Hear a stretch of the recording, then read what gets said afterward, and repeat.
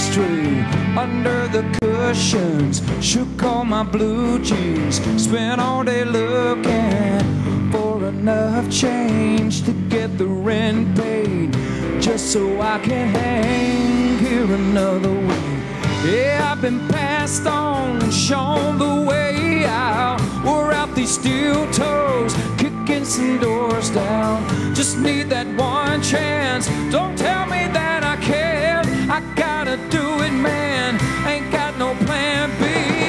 I don't wanna go home, give in to all these people that say I can't do it. I don't wanna prove them alright. Take my licks and keep on getting up, swinging. Is that all you got? Bring it, so what? I'm beat up and I'm bruised. I didn't come here to lose. Talking to Jimmy Wayne here, and you have one of the most inspirational stories of any country star. I mean, do you mind me talking a little bit about that for a moment? You grew up in foster homes. Yeah. And I think I even read that when you were 16, you were practically homeless, and I wasn't and job and out of school. You dropped out of school, but yep. You got back on track. You know, I mean,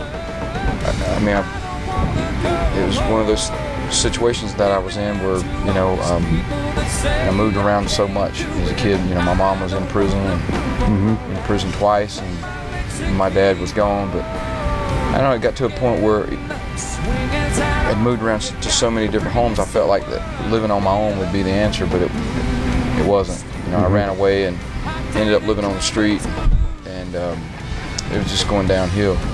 And I met a really good family when I was about 16. You mowed their lawn, right? Yeah, sure did. And they invited me to come in, you know, move into their home, and it was a long story, but just making it short, that's where it all changed for me, because it gave me an opportunity to go back to school, and you know, I quit school to support myself, and you know. And you got your associate's degree, I think, and got my associate's degree in criminal justice. I mean, I knew a lot about it, so so I could certainly relate.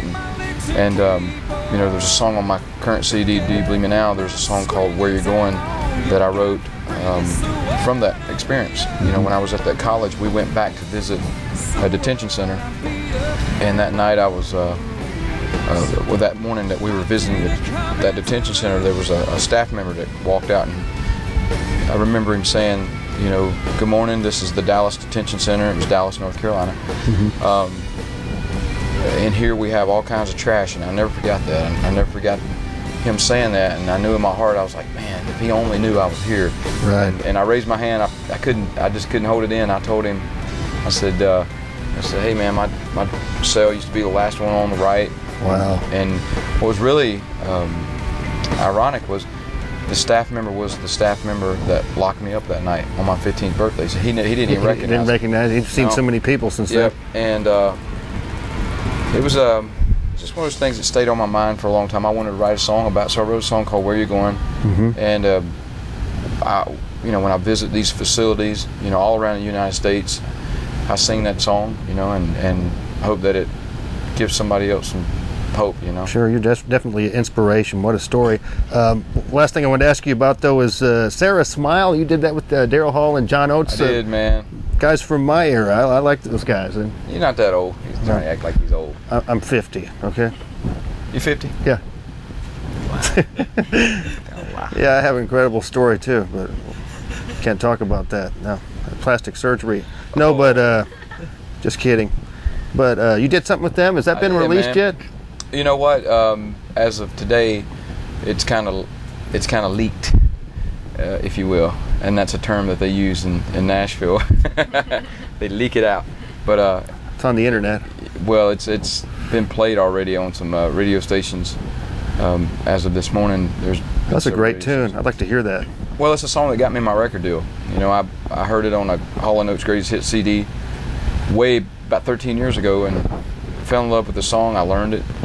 I didn't know the history behind it or anything, and I just knew it was a great song, and I wanted to learn it. And I learned it and started singing it around. And Scott Borchetta heard me sing it and offered me a record deal, and he finally, you know, had this idea. Why don't we record it and we'll have Hall & Oates come in and sing on it? And I was like, yeah, that's going to happen. And it happens. Well, like, they're not doing like that much later. these days, you know. I think they just made a movie. Okay. With some folks, and They were really hot in the 80s. Was it 80s? Yeah. yeah, Late They did a 80s. few things. Yeah. Yeah.